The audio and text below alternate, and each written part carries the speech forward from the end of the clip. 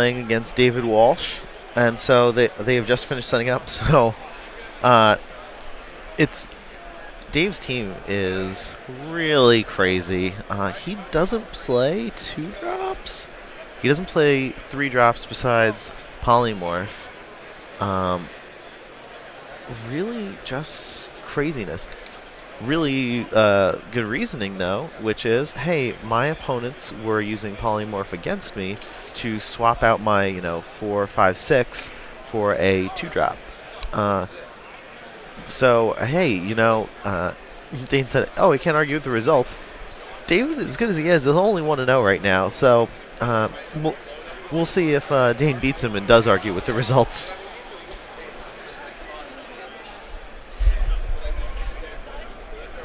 Oh, I don't know.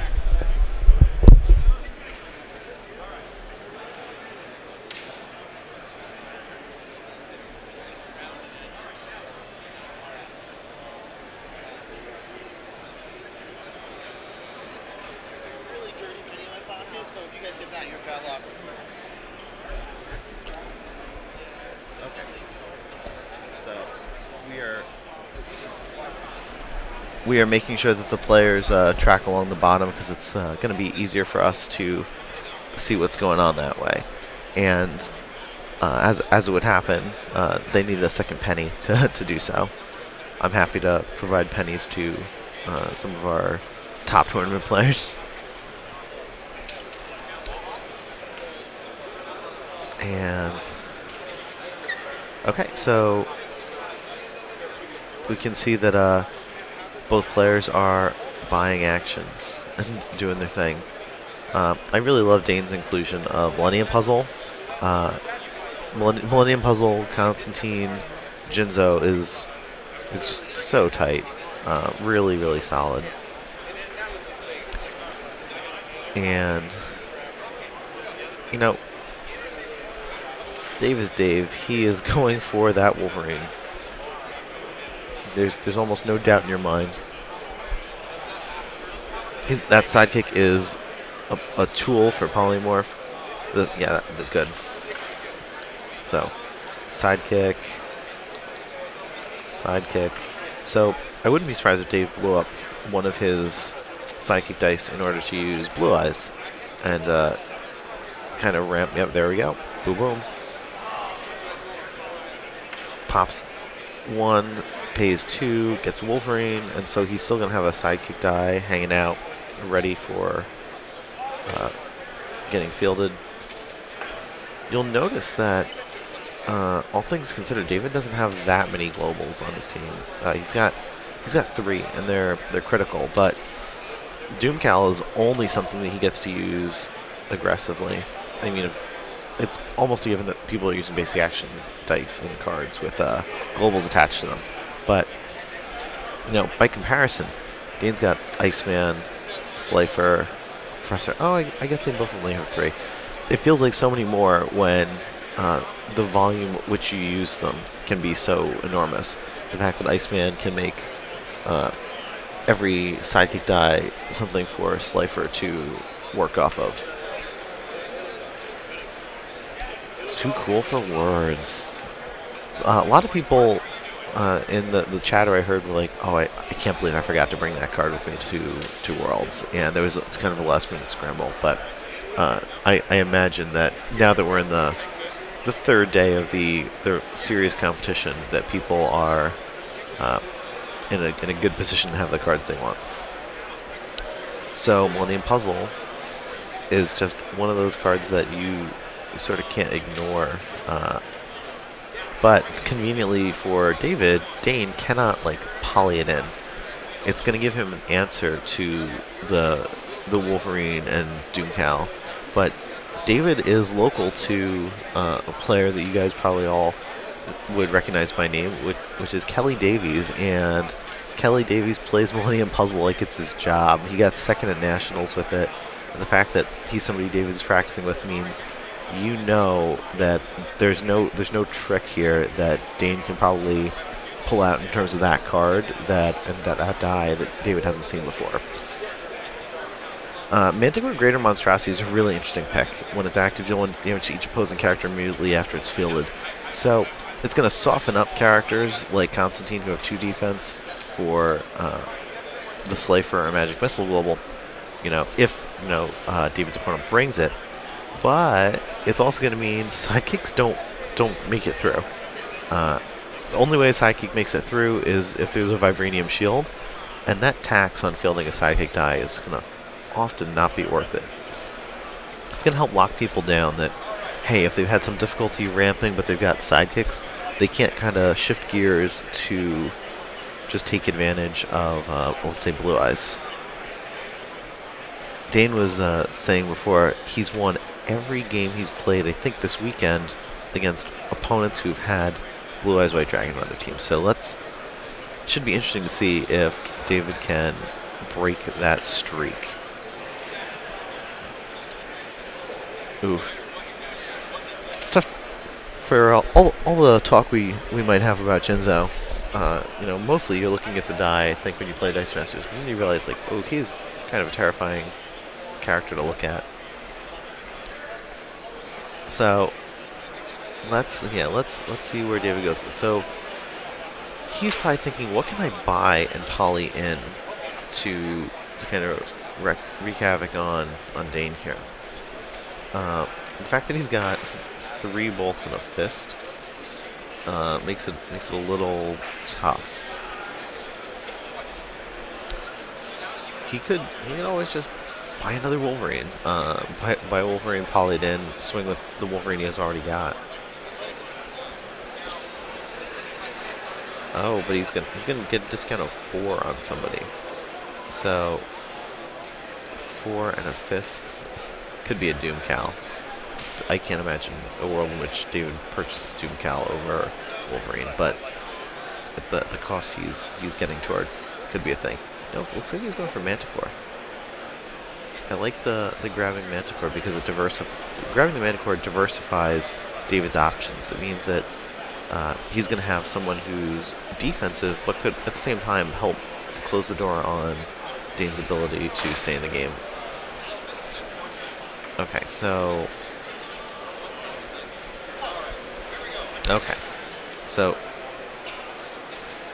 spending those. Oh, so he's not actually using the second Blue Eyes Global. Okay.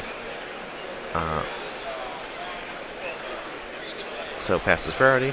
So Professor X, and yeah, that Wolverine's getting distracted this turn. I mean, there's no point in David, I guess, not attacking with it. Oh, Dane just selects to take the damage. Pretty surprising to me.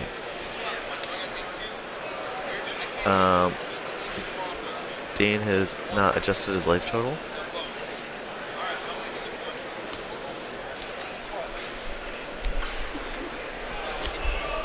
I'm gonna ask the players to adjust the life total so we can better tell what's going on.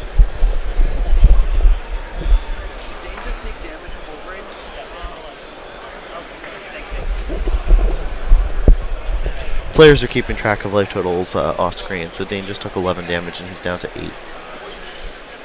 Oh no, sorry, he's at 11 is what they meant. Okay. So, ooh, Dane's kind of got a rough roll, but he still had his reroll. The Jinzo die he had previously purchased is coming up energy right now.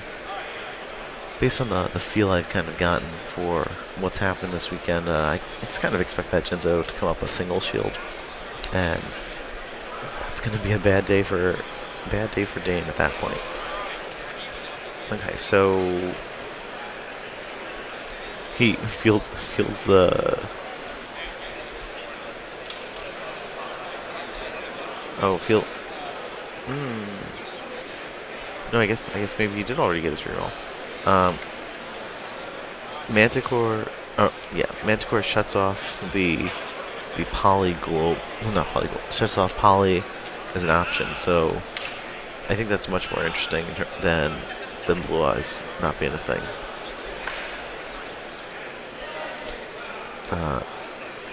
really, normally it's kind of inefficient, right? That poly is this three cost thing, and you're spending 5 on your Manticore to shut it off. But the results are tough to argue with, as Dane said before. Doing something just a little different with a lot of practice and confidence is going to take you a long way in Dice Masters, and I think both of these players have shown that, and it's shining a little bit brighter for Dave right now.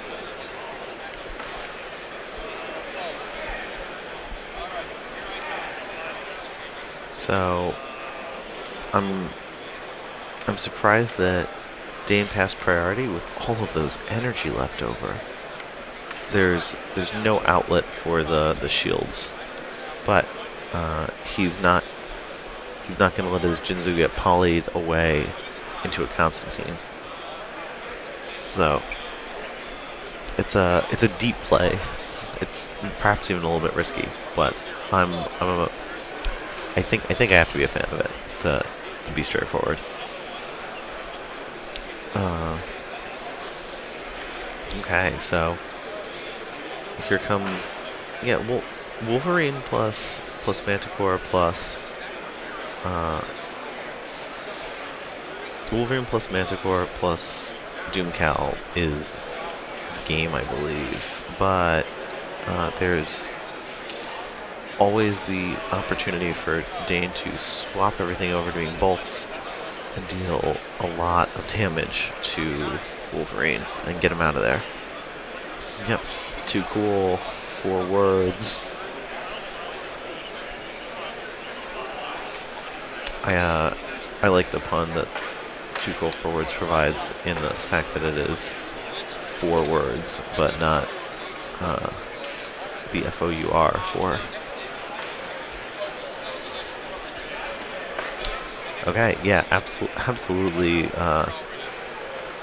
smart play from Dane on that one. Being able to KO the threat before the attack step. So a lot of people would have flubbed that, I think, and tried to use distraction. We're gonna zoom in and zoom out a little bit and show you the inside of Dane's brain.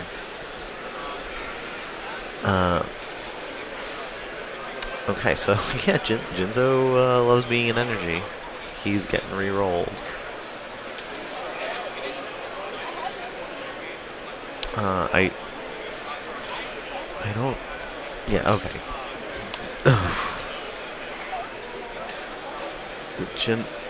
Jinzo is primarily energy. That's so rough. Also, Polymorph is a dead card, or dead die at this point with Manticore active. So one of the funny things about people bringing out a lot of D&D and a lot of Yu-Gi-Oh! This weekend is that some fans had made comments along the lines of, "Oh, this stuff is not good. It's not as competitive as Marvel," and the top players are rejecting that. And you know, that's always great to see. That hey, there's this uncharted territory for Dice Masters to grow, and just because a card is not good today doesn't mean a week from now it won't be good. In a world where Polymorph is not so prevalent, Manticore is not as good. But there are a lot of layers of complexity to the game. There are, hundreds of cards more than there were just a year ago, and we're seeing people dive back in and try and figure out what's what and what's best. Okay, so looks like Dave is gonna try and poly somebody in because he did not re-roll the Wolverine, instead opting to keep it as fist energy.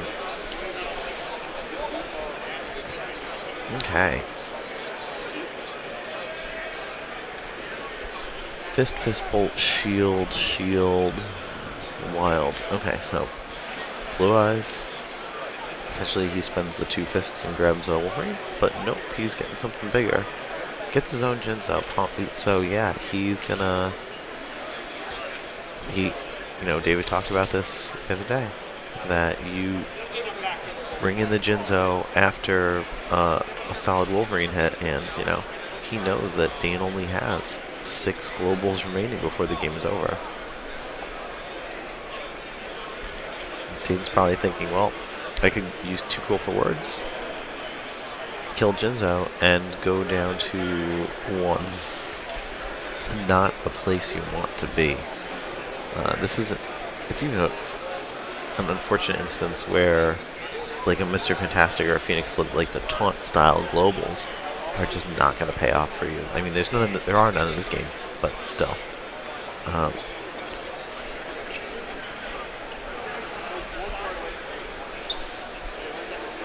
Oof.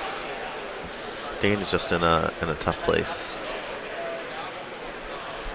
It's always so fascinating to talk among the players in between rounds, because we're here, we're having a good time too, and players saying, oh, I didn't qualify for Worlds, but I think so and so could win. From the games I've played with people, because I'm trying to practice and I'm trying to get better, it's just really so clear to me that so and so has such a fantastic shot at this, and because they haven't won a major event yet, people just don't know.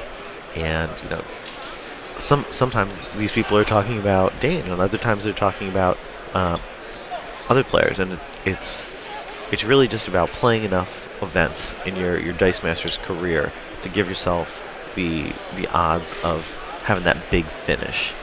So we're gonna see what happens here. I mean, just look at last round though. Matt Tucker thought he was, well, I thought that he was down and out, and he just kept telling himself, no, I can do this, no, I can do this. And we're gonna see if Dane has a similar experience against Dave here. Okay, so Dane doesn't use any globals, does not want to dip below 11.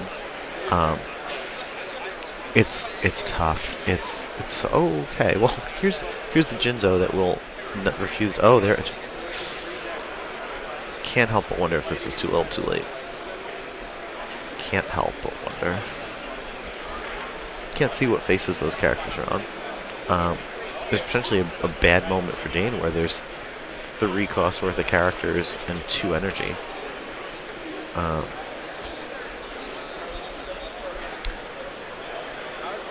Tough. One of the things that I think is really rough about this too is that, hey, Relentless is still a factor, and there is a cost on Relentless right now for Dane that until he fills his Jinzo, there isn't for David. Oh. I think Dane probably has the best set of character dice to do what he's trying to do. Plays that don't make sense for Dane are highlighted by using 2 cool for words to make a second die of bolt, because there is no increased number of bolts in that mask. Okay. Oh. Okay, so he spends Constantine to get Jinzo out, which is super unfortunate because it means, so David's down to 18. So okay, so yeah, Dane's not getting shut out at least. There's the opportunity for David to poly away the Jinzo that Dane has worked so hard for. Nope, doesn't get it. Ooh, this is big. I think this is one of those moments where missing the die out of the bag is the factor instead of failing to roll. And just another part of playing Dice Masters at the end of the day. Okay, so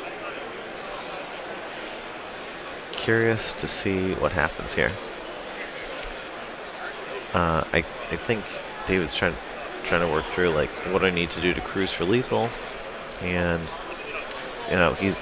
David's down to 18 himself. It's only a matter of time before we see what oh. This is one of those weird times where like anger issues being on Dane's side of the field would make him lose the game. Uh,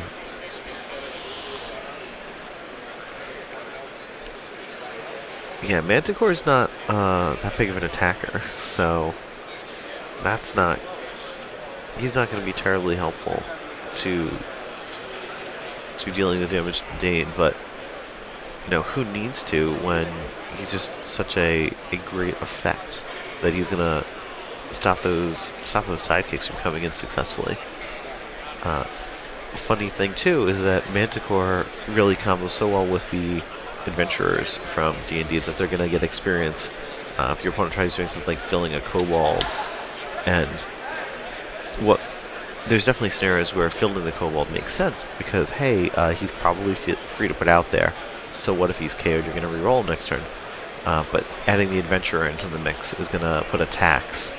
Hey, you can let that kobold get KO'd, but when you do that, your opponent's going to get +1/+1 on their, let's say human paladin for the remainder of the game.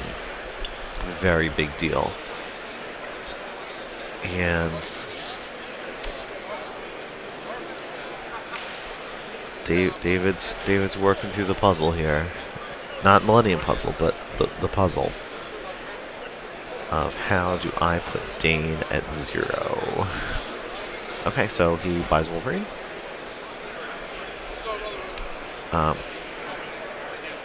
Perhaps we could refer to David Walsh as David Wolverine and see how that goes over with him.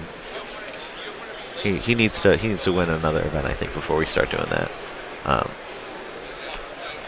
It's always fascinating to me how when there's undeveloped metagames or there's a lack of big events for people to kind of see, oh, what did well, how winning that one event really can turn things on its head. And that was something that we saw David do with U.S. Nationals. One of the things that I really enjoy about Dice Masters is the fact that once you've locked in your team, people can see what dice you're using and stuff. It's not like there's some big secret here, It all goes face up on the table at the start of the game. So spectating is really not some kind of enormous advantage.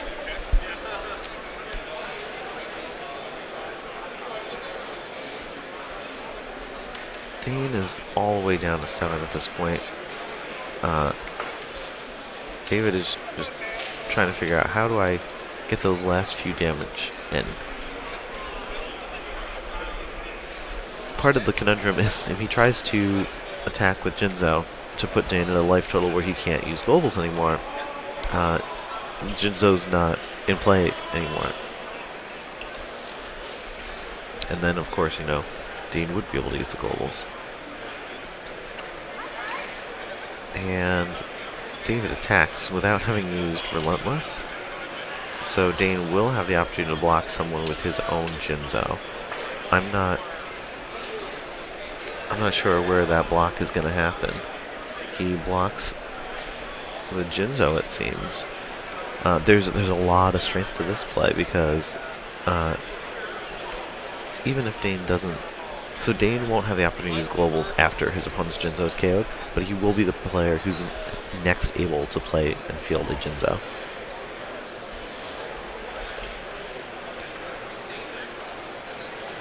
Oh, David distracts his own Jinzo.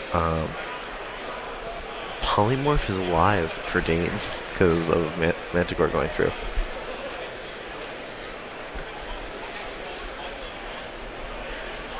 And Dane appears to be at 6. He's gonna probably adjust his life tracker as soon as he realizes. Okay. Oh, so Dane used the Professor X global. So he's probably actually at 4.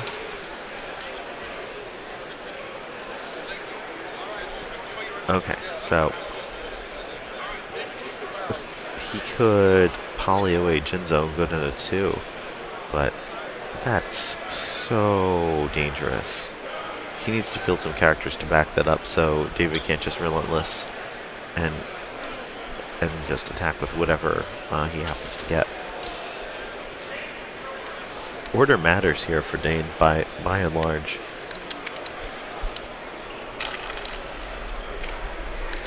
So sidekick doesn't hit the poly, which is pretty rough. It's got 4 energy to buy something.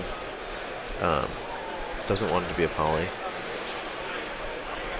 Now, interesting note as far as table management too is that the players have both used the green action dice to note that they are using the polymorph basic action die.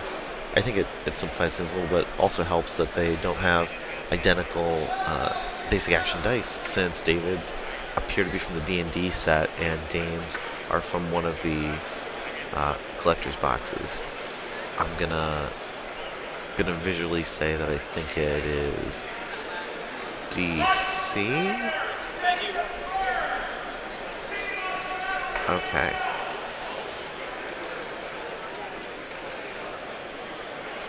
So we are going to be. There was a lot of questions we received about when are we switching over to HeroClix on stream. We're going to be switching over to HeroClix on stream when. Oh, okay. Oh, Dane is down to 2. Okay, so we're going to be switching over to HeroClix stream when HeroClix is in, I believe, the top 8. And then we're going to be playing Dice Masters, off camera, of course. The finals of Dice Masters will be on stream. This might result in a slight delay for players. Okay, yeah. So Dane knows the game is over because his opponent can get a Genzo through and hand Ori sidekick. Fantastic play from both of these gentlemen. I'm going to make sure they get their team sheet in, and then we're going to talk to Dave Walsh for a moment or two.